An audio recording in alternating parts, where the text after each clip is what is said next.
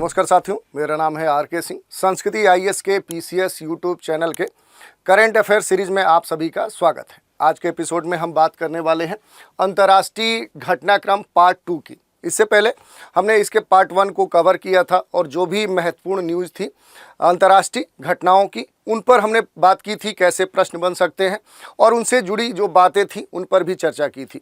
उसी क्रम में आज हम बात करेंगे अपने इस एपिसोड में जो महत्वपूर्ण घटनाएं हैं उन पर चर्चा करेंगे और जुड़ी हुई जो बातें हैं, कैसे प्रश्न बन सकते हैं, उनको भी देखेंगे। चलिए देख लेते हैं आज के एपिसोड के पहले प्रश्न की।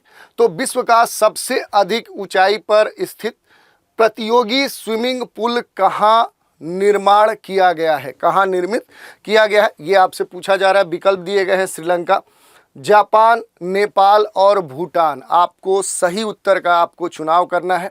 बताना है कि आखिर विश्व का सबसे अधिक ऊंचाई पर स्थित प्रतियोगी जो स्विमिंग पूल है, समझ सकते हैं कि जहां कंपटीशन होता है और उसके लिए जो स्विमिंग पूल है उसका निर्माण कहां पर किया गया है। विकल्प दिए गए हैं श्रीलंका, जापान, नेपाल और भूटान। तो जो सही उत्तर हो जाएगा आपका भूटान हो जाएगा।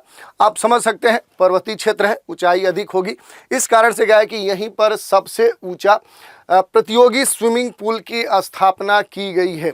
बात करें तो विश्व का सबसे ये ऊंचा प्रतियोगी स्विमिंग पूल होगा, कहाँ पर है तो भूटान में है। ये भूटान का मैप आपको दर्शाया गया है। यहीं पर दुनिया का सबसे ऊंचा कंपटीशन वाला स्विमिंग पूल का निर्माण किया गया है।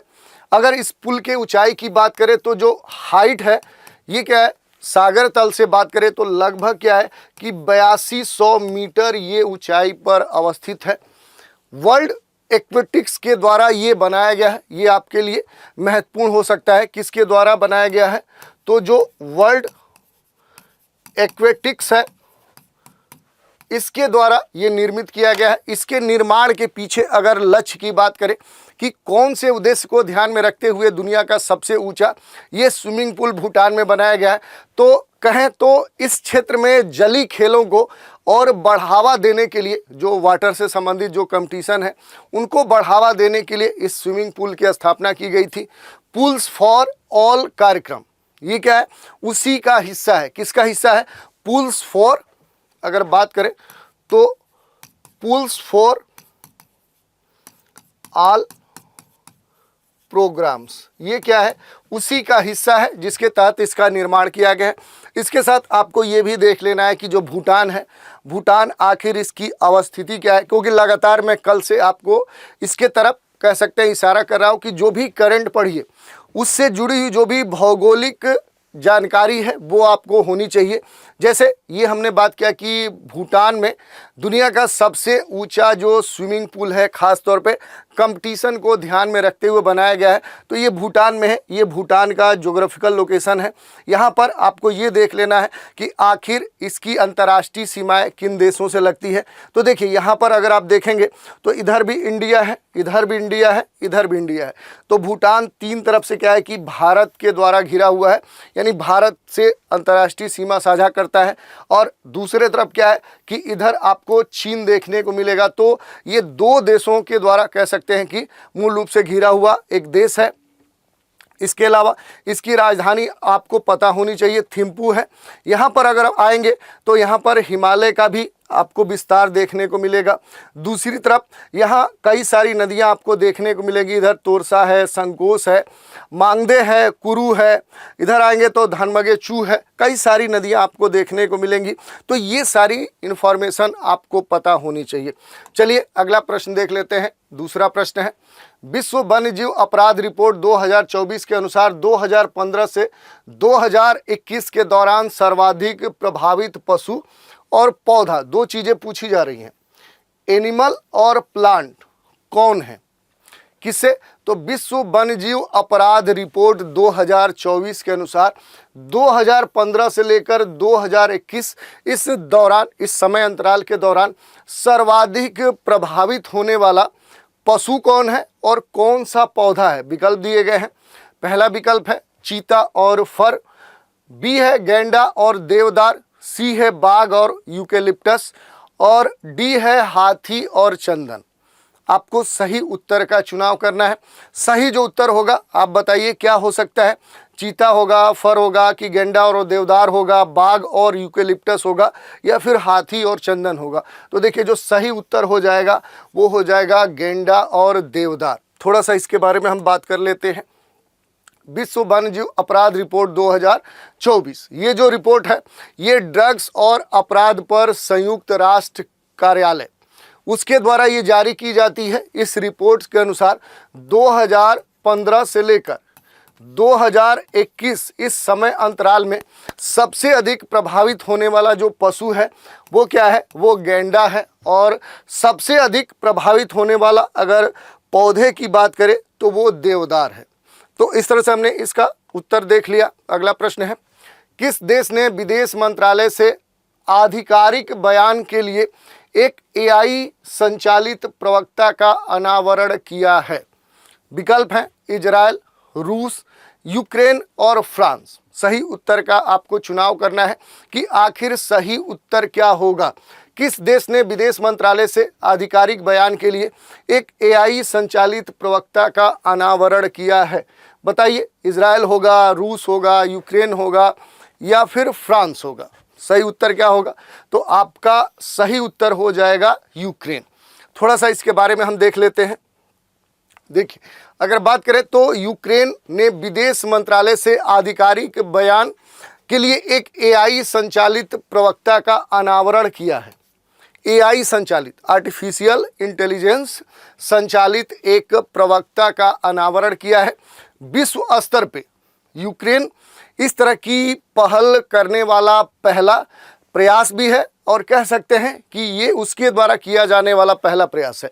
तो विश्व स्तर पे पहली बार यूक्रेन ने इस तरह के पहल पर काम किया है, वो उसका पहला प्रयास है। जिसके लिए अगर बात करें तो वो एआई संचालित एक प्रवक्ता का अनावरण किया, ये उसका फोटो है। बात करें इस प्रवक्ता का एक खास नाम दिया गया है, विक्टोरिया सी। ये आपसे पूछ सकता है, विक्टोरिया सी, ये इसको नाम दिया गया है। और बात करें तो विक्टोरिया सी जो शब्द है ये विजय, कृत्रिम बुद्धिमत्ता के लिए यूक्रेनी वाक्यांश जो चुटिये जो इंटेलेक्ट है उससे उठाया गया है, उसका ये कॉम्बिनेशन है, वहीं से उठाया गया है। इस एआई प्रवक्ता का जो चेहरा और जो आवाज़ है वो यूक्रेन द बैचलर संस्करण की जो सिंगर है रोसेली नोम्ब्रे उसी की तरह सेम हूबहू बनाया गया। तो इस कारण से भी ये चर्चा में है। इसके साथ अगर बात कर ले तो यूक्रेन इस समय खासे चर्चा में है, क्योंकि अंतर्राष्ट्रीय स्तर पे जो अलग अलग विवाद हैं, खास तौर पे रूस के साथ। जैसे अगर बात करें, कुछ समय पहले ही भारतीय प्रधानमंत्री नरेंद्र मोदी ने यहाँ पर पोलैंड, यूक्रेन की आधिकारिक यात्रा की थी, इस कारण से भी ये चर्चा में था। और हाल में ये जो पहल की गई है यूक्रेन के द्वारा, उस कारण से भी चर्चा है। तो यहाँ आपको पता होना चाहिए कि आखिर जो यूक्रेन है इसकी जो राजधानी है वो कहाँ पर है। तो इसकी राजधानी कीव है। कीव पहली बार पहुँचे हुए थे प्रधानमंत्री अपने देश के, उस कारण से इसका लोकेशन आपको पता होना चाहिए।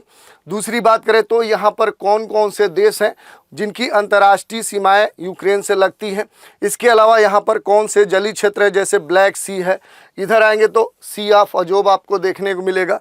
जो यहाँ पर देश है वो भी आपको पता होना चाहिए। जैसे इधर से आप बढ़ेंगे तो रसिया आपको देखने को मिल रहा है, फिर इधर आएंगे तो आपको बेलारूस देखने को मिल रहा है, इधर आएंगे तो आपको पोलैंड, स्लोवाकिया देखने को मिल रहा है, हंगरी है, मोल्डोवा है, रोमानिया है। तो इस तरह से कहा कि ये आपको पहले से पता होना चाहिए। अगले प्रश्न की चर्चा कर लेते हैं। प्रश्न संख्या 4, मई 2024 में किस या किन देशों ने फिलिस्तीन को एक स्वतंत्र राष्ट्र के रूप में मान्यता प्रदान कर दी है? विकल्प है नॉर्वे, स्पेन, आयरलैंड और ऊपर के सभी। आपको सही उत्तर का चुनाव करना है कि मई 2024 में कौन से विश्व के देश थे जिन्होंने फिलिस्तीन को एक स्वतंत्र राष्ट्र के रूप में मान्यता प्रदान कर दी है। विकल्प आपके सामने दिए गए हैं। सही उत्तर का चुनाव करना है कि आखिर सही उत्तर क्या होगा। तो देखिए, जो नॉर्वे है, स्पेन है, आयरलैंड है, इन तीनों ने फिलिस्तीन को कह सकते हैं कि एक स्वतंत्र राष्ट्र के रूप में मान्यता प्रदान कर दी है। थोड़ा सा हम बात कर लेते हैं इसके बारे में। जो फिलिस्तीन है ये अक्सर चर्चाओं में रहता है। और वर्ष 2024 में 3 जो यूरोपीय देश हैं, जो कंट्रीज हैं, इन्होंने फ़िलिस्तीन को एक स्वतंत्र देश के रूप में मान्यता प्रदान कर दी है। और उसके बाद क्या है कि ये देश चर्चाओं में थे, तो ये आपसे पूछ सकता है कि कौन से देश हैं। आधिकारिक रूप से अगर बात करें तो ये जो मान्यता इनके द्वारा दी गई है, ये 28 मई, कब से, तो 28 मई 2024 से इनके द्वारा दी गई, इन देशों के द्वारा जो मान्यता है वो प्रभावी रूप से लागू हो जाएगी। अब देखिए, यहाँ अगर बात कर ले तो फ़िलिस्तीन के बारे में आपको बेसिक जानकारी होनी चाहिए, क्योंकि ये अक्सर विवादों में रहता है। इजराइल और फ़िलिस्तीन के बीच का जो विवाद है ये किसी से छुपा हुआ नहीं है। ये देखिए, आप यहाँ पर देख सकते हैं कि ये क्या है कि ये इजराइल है और इसी में जो कुछ क्षेत्र हैं वो फ़िलिस्तीन के अंतर्गत शामिल है। जैसे यहाँ पर आप देखिए, ये जो क्षेत्र है ये फ़िलिस्तीन के इस समय अधिकार क्षेत्र में है। इसको लेकर भी दोनों देशों के बीच में बड़े स्तर पे विवाद चल रहे हैं, संघर्ष चल रहे हैं, और ये आप न्यूज़ में देखते रहते होंगे। तो ये आपको पता होना चाहिए कि आखिर यहाँ पर कौन से जलीय क्षेत्र हैं। जैसे इधर आएंगे तो भूमध्य सागर आपको देखने को मिलेगा, इधर आएंगे तो डेड सी आपको देखने को मिलेगा। यहाँ पर कौन से देश हैं ये भी आपको देखना है। एक दो जो झील हैं वो भी आपको देखना है। जैसे इधर से आइए, देखिए इजराइल में आएंगे तो यहाँ पर आपको लेक देखने को मिलेगा, नीचे आएंगे तो एक और लेक देखने को मिलेगा, नीचे आएंगे तो यहीं पर डेड सी आपको देखने को मिलेगा। और इधर आपको ये देखना है कि कौन से महत्वपूर्ण जो सिटीज़ हैं उनके नाम आपको देख लेना है। तो यहाँ से आपके जुड़े हुए प्रश्न पूछे जा सकते हैं। जैसे ये प्रश्न पहले ही पूछा जा चुका है कि इजराइल फ़िलिस्तीन के पश्चिम में कौन सा जलीय क्षेत्र है। जैसे आप बात करें तो यहाँ भूमध्य सागर सही उत्तर हो सकता है। तो ऐसे प्रश्न भी आपसे पूछे जा सकते हैं। अब प्रश्न संख्या 5 की चर्चा कर लेते हैं। हाल ही में किस देश में टोक्यो विश्वविद्यालय अटकामा वेधशाला का उद्घाटन किया गया? TAO, ठीक है, इसका उद्घाटन किया गया है। विकल्प है चिली, अर्जेंटीना, जापान और भारत। आपको सही उत्तर का चुनाव करना है कि किस देश में टोक्यो विश्वविद्यालय अटकामा वेधशाला का उद्घाटन किया गया है। सही उत्तर का चुनाव देना है। चिली, अर्जेंटीना, ये दोनों जो देश हैं आपको साउथ अमेरिका में देखने को मिलेंगे। ये दोनों देश एशिया के देश हैं। तो ये सब क्या है कि आपको लोकेशन पता होना चाहिए कि आखिर कहाँ की बात हो रही है, ठीक है। तो जो सही उत्तर इसका हो जाएगा वो हो जाएगा कि आपका यहाँ पर जो चिली है, जो साउथ अमेरिका का चिली जो देश है, यहीं पर टोक्यो विश्वविद्यालय का जो अटकामा वेधशाला है उसका उद्घाटन किया गया है। थोड़ा सा इसके बारे में देख ले। ये वेधशाला है, इसका उद्घाटन यहाँ पर किया गया है और चिली में स्थित ये टोक्यो विश्वविद्यालय अटकामा वेधशाला जो TAO है उसका उद्घाटन यहीं चिली में किया गया है। अब बात कर ले कि आखिर कौन से उद्देश्य के कारण इस वेधशाला का उद्घाटन यहाँ पर किया गया है। तो जो इसका उद्देश्य है अटकामा वेधशाला का, वो मूल रूप से ये है कि जो आकाश गंगाएं हैं और जो ग्रहों की उत्पत्ति है उसका पता लगाने के लिए। तो अगर बात करें कि इसके उद्घाटन के पीछे आखिर उद्देश्य क्या है, तो उद्देश्य क्या है कि उद्देश्य है जो आकाश गंगाएं हैं, आकाश गंगाएं हैं और जो विभिन्न कह सकते हैं ग्रह हैं, ग्रहों की जो उत्पत्ति है इनका पता लगाने के लिए इसका यहाँ पर उद्घाटन किया गया है, इसे स्थापित किया गया है। विश्व की सर्वाधिक ऊंचाई पर स्थित ये खगोलीय वेधशाला है। बात करें कि आखिर इसकी ऊंचाई कितनी है, कितने हाइट पर है, तो लगभग 5640, कितना, 5640 यानी 5640 मीटर की ऊंचाई पर ये खगोलीय वेधशाला चिली में स्थापित की गई है। इस वेधशाला को अगर बात करें तो यहाँ पर एक पर्वत है, वहीं पर स्थापित किया गया है, सेरो चाहनेतोर, उसी पर्वत पर इसे स्थापित किया गया है। ये क्या है कि ये आपका चिली है, साउथ अमेरिका के किनारे आप देखेंगे तो चिली के आकार में जो मिर्चा होता है, आप देखिए इसका आकार कैसा है, चिली के जैसा है, इसी पर इसका नाम भी पड़ा है। तो इसके बारे में भी आपको पता होना चाहिए कि आखिर ये किस कंटिनेंट में है, इसके आसपास कौन से देश हैं, यहाँ कौन से भौगोलिक विशेषताएं इसकी हैं, ये सारी चीज़ें आपको पता होनी चाहिए। अब बात कर लेते हैं प्रश्न संख्या 6 की। ये कह रहा है हाल ही में किस देश ने Iran Islamic revolutionary guards core को आतंकवादी संगठन घोषित किया है? ये प्रश्न आपसे पूछा जा रहा है कि कौन सा देश है जिसने, ईरान, कहाँ की बात हो रही है? तो ईरान इस्लामिक जो रिवोल्यूशनरी गार्ड्स कोर है, इसे एक आतंकवादी संगठन घोषित कर दिया है। विकल्प दिए गए हैं अमेरिका, फ्रांस, जर्मनी और कनाडा। सही उत्तर का चुनाव करना है कि आखिर सही उत्तर क्या होगा। तो देखिए यहाँ पर आएंगे तो जो नॉर्थ अमेरिका का जो देश है, नॉर्थ अमेरिका में आएंगे तो जो कनाडा है, वही क्या है कि ईरान के इस ईरान इस्लामिक जो रिवोल्यूशनरी गार्ड्स कोर है, इसे एक इस्लामिक या कहें तो आतंकवादी संगठन घोषित कर चुका है। ये संगठन था, इसके बारे में क्या है कि जो देश है वो है कनाडा। ये आपको नॉर्थ अमेरिका में देखने को मिलेगा। नॉर्थ अमेरिका में अगर आएंगे तो सबसे ऊपर क्या है कि अलास्का, अलास्का के बाद कनाडा, फिर यूएसए, मैक्सिको, इस तरह से क्या है कि ये क्रम है देशों का। तो वही कनाडा है जिसने क्या किया है, तो उसने ईरान के इस्लामिक रिवोल्यूशनरी गार्ड्स जो कोर है, इन्हें क्या किया है कि इन्हें एक आतंकवादी संगठन घोषित कर दिया है। थोड़ा सा और बात करें तो यहाँ पर कनाडा ने क्रिमिनल कोड के तहत, किसके तहत?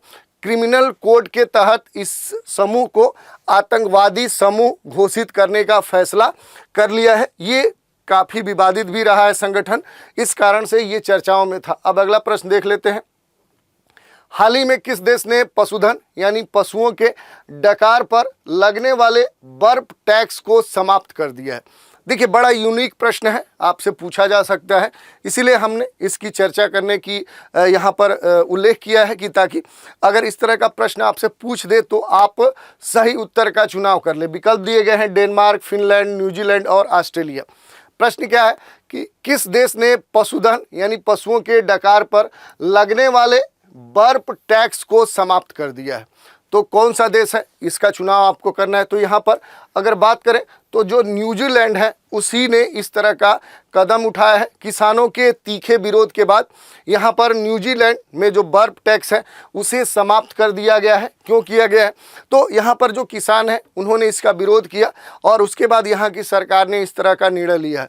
यह पशुधन या पशुओं के डकार पर लगने वाला एक तरह का क्या है, ये एक टैक्स था। ये क्या था? एक कर था। और इस कर को अक्टूबर 2022 में, कब? तो 2022 में तत्कालीन जो प्रधानमंत्री थे उन्होंने इसे पेश किया था, लागू किया था। तब से क्या है कि ये विवादों में था। तो इस तरह से हमने देख लिया। इसके अलावा न्यूजीलैंड के बारे में भी बेसिक जानकारी आपको होनी चाहिए कि आखिर कौन कौन से आइलैंड हैं जिनको मिलाकर न्यूजीलैंड देश का निर्माण होता है, यहाँ पर कौन से जलीय क्षेत्र हैं, कौन से स्थलीय खंड हैं और इसकी अवस्थिति कहाँ पर है, भौगोलिक जो अवस्थिति है वो आपको पता होनी चाहिए। अगला प्रश्न देख लेते हैं, प्रश्न संख्या 8 क्या कह रहा है? 112वीं इंटरनेशनल लेबर कॉन्फ्रेंस का आयोजन कहाँ किया गया था? विकल्प दिए गए हैं ब्यूनस आयर्स, जिनेवा, किगाली और एम्स्टर्डम। ये विकल्प दिए गए हैं। सही उत्तर का आपको चुनाव करना है। तो जो सही उत्तर हो जाएगा आपका हो जाएगा जिनेवा। ठीक है, जिनेवा में ही 112वीं अंतर्राष्ट्रीय लेबर कॉन्फ्रेंस का आयोजन किया गया था। ये खासे चर्चाओं में था। ये कॉन्फ्रेंस हुई थी कहाँ पर? स्विट्जरलैंड में जाएंगे तो यहीं पर आपको जनेवा देखने को मिलेगा। तो जनेवा की स्थिति भी आपको पता होनी चाहिए। यहाँ पर कई सारे अंतर्राष्ट्रीय जो संस्थाएं हैं, जो संगठन हैं, उनके मुख्यालय हैं। यहाँ अक्सर कोई अंतर्राष्ट्रीय जो समिति है, सम्मेलन है, उसका आयोजन होता है। उसी क्रम में देखें तो इंटरनेशनल लेबर कॉन्फ्रेंस यहाँ पर आयोजित हुआ था। उसका 112वीं जो इंटरनेशनल लेबर कॉन्फ्रेंस था उसका यहाँ पर आयोजन किया गया था। इसमें बात करें तो लगभग 5000, लगभग कितना है 4900, कितने 4900 से अधिक प्रतिनिधि इस सम्मेलन में भाग लिए थे। ये सरकारों, जो विभिन्न नियोक्ताएं हैं, जो श्रमिक हैं, उनका ये प्रतिनिधित्व यहाँ पर किए हैं।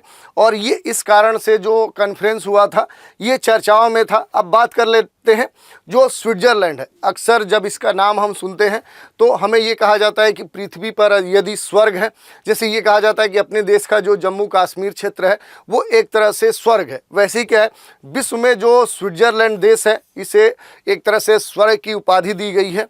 बड़ा ही कह सकते हैं कि ये पर्यावरण प्राकृतिक रूप से क्या है रिच ये कंट्री है। लेकिन इसकी जो अवस्थिति है ये आपको पता होनी चाहिए कि आखिर जो स्विट्जरलैंड है इसमें इसकी भौगोलिक अवस्थिति क्या है। इसके आसपास कौन से देश हैं, इसके अलावा यहाँ की अपनी जो भौगोलिक विशेषताएं हैं वो भी आपको पता होनी चाहिए, जैसे नदी है, पर्वत है, पठार है, कोई झील है, इस तरह की जो विशेषताएं हैं ये आपको पता होनी चाहिए। चलिए प्रश्न संख्या 9 देख लेते हैं। 9 नंबर क्या कह रहा है, निम्नलिखित में से कौन समलैंगिक विवाह को वैध बनाने वाला पहला दक्षिण पूर्वी एशियाई देश बन गया है। विकल्प है थाईलैंड, कंबोडिया, लाओस और वियतनाम। आपको सही उत्तर का चुनाव करना है कि आखिर सही उत्तर क्या होगा। तो देखिए यहाँ पर जो सही उत्तर होगा वो थाईलैंड हो जाएगा। थाईलैंड ही वो देश है जिसने अपने यहाँ समलैंगिक विवाह को वैलिड मान लिया है और इस कारण से ये चर्चाओं में बना हुआ भी है। अगर बात कर लें तो थाईलैंड समलैंगिक विवाह को वैध बनाने वाला पहला दक्षिण पूर्वी एशियाई देश बन चुका है। इसी जून 2024 में थाईलैंड की जो सीनेट है उसने विवाह समानता विधेयक को पारित कर दिया है। तब से क्या है कि इस देश की चर्चा होने लगी है। आज के एपिसोड के अंतिम प्रश्न की चर्चा कर लेते हैं। ये प्रश्न है, सिपरी ईयरबुक 2024 के अनुसार दुनिया में सबसे अधिक परमाणु हथियार किस देश के पास है। ये सिपरी के द्वारा एक रिपोर्ट प्रस्तुत की गई थी, उसी पर आधारित ये प्रश्न है कि सबसे अधिक दुनिया में किस देश के पास एटॉमिक वेपन्स है। विकल्प है अमेरिका, चीन, पाकिस्तान और रूस। सही उत्तर का चुनाव आपको करना है। तो देखिए इस रिपोर्ट की माने तो जो रूस देश है इसके पास दुनिया में सबसे अधिक परमाणु हथियार है। इस रिपोर्ट्स की एक हम कह सकते हैं कि इसकी एक कटिंग आपके सामने रख रहे हैं जिसमें ये कहा जा रहा है कि जो न्यूक्लियर वॉरहेड हैं उनके बारे में रसिया क्या है कि सबसे पहले यानी सबसे अधिक इस तरह के परमाणु हथियार रखने वाला देश है। उसके बाद यूएस है, उसके बाद चाइना है, फ्रांस है, यूके है और इंडिया है। इस तरह से अगर बात करें इंडिया का जो स्थान है यहाँ पर अगर बात करें ये भी पूछता है तो भारत क्या है कि 6वें पायदान पे है। और इस तरह से बात करें तो भारत के पास लगभग क्या है कि 172 इस तरह के न्यूक्लियर वार हेड उपलब्ध है। और इसमें जो सही उत्तर था कि सबसे अधिक दुनिया में किसके पास है तो वो क्या है कि वो रसिया है। और इसके बाद अगर भारत की बात करें तो भारत इस श्रेणी में 6ठे स्थान पे आता है। भारत के पास 172 इस प्रकार के परमाणु हथियार हैं। तो इस तरह से हमने आज के एपिसोड में जो महत्वपूर्ण अंतर्राष्ट्रीय घटनाक्रम घटनाएं थी उन पर हमने चर्चा कर ली, उस पर कैसे प्रश्न पूछे जा सकते हैं और उनसे जुड़ी हुई जो महत्वपूर्ण बातें थी उन पर भी प्रकाश डाला। तो आज के इस एपिसोड में इतना ही। नए एपिसोड में एक नए अंक के साथ फिर मिलेंगे, तो आप हमारे साथ बने रहें। इसके लिए धन्यवाद।